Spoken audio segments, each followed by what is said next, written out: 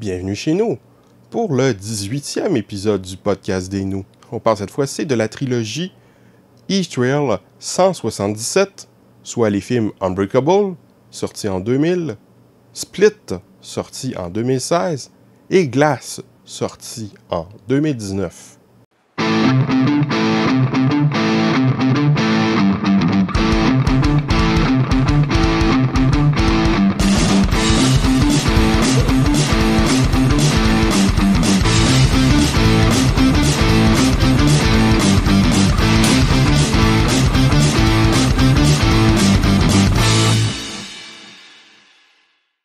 Voici maintenant la chronique culturelle. Parce que nous autres, on est culturés, man. Je vais aujourd'hui vous parler de la trilogie Eastrail 177. 3 films écrits et réalisés par M. Night Shyamalan. Désolé si je le prononce pas très bien. J'avais déjà vu Unbreakable, un film qui date de l'an 2000, mettant en vedette Bruce Willis et Samuel L. Jackson, et je l'ai beaucoup aimé.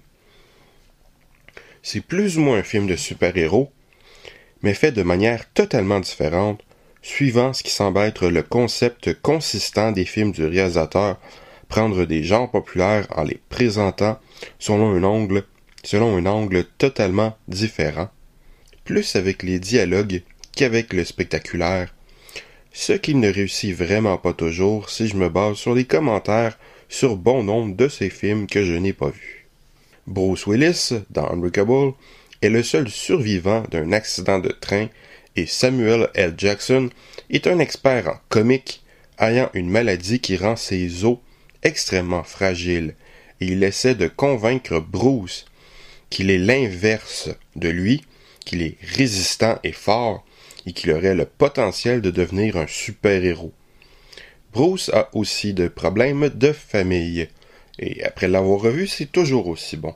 Si vous vous souvenez de mon système de cotation, qui est sur 5, je donne 5 à un chef-d'œuvre, 4 à une œuvre qui se démarque particulièrement, 3 à un divertissement honnête, 2 à une œuvre moyenne, 1 à une œuvre mauvaise, et 0 à une nullité, telle que M. Trump, et donc je donnerai à Unbreakable une note de 4 sur 5.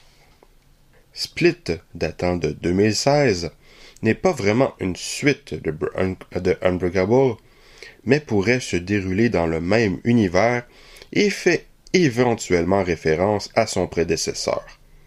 L'héroïne du film est une ado plutôt reject, qui se fait enlever avec 2 autres ados par un homme assez particulier.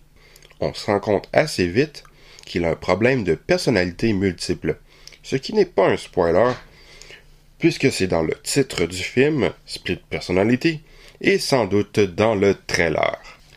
Le film est principalement du point de vue de l'héroïne, ce qui est intéressant et contribue au suspense du film.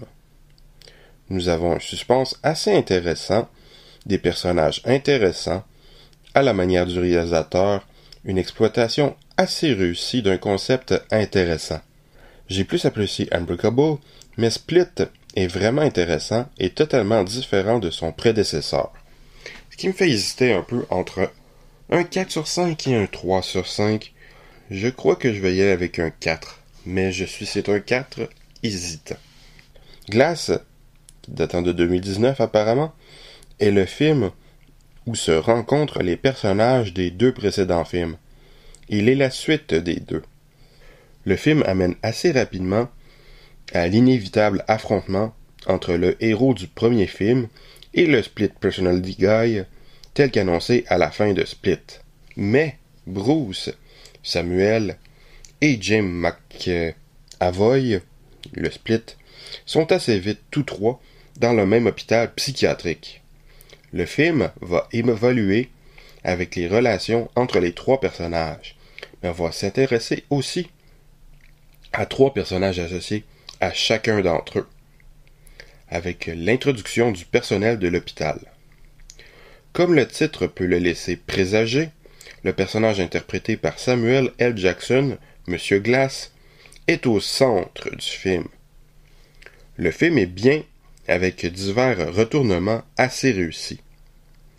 ce n'est pas qu'un affrontement entre les personnages de divers comics. C'est plus intéressant que ça. Et donc, je donnerai à ce dernier film 4 sur 5. C'est une trilogie très intéressante que je recommande vivement. Au revoir et à bientôt!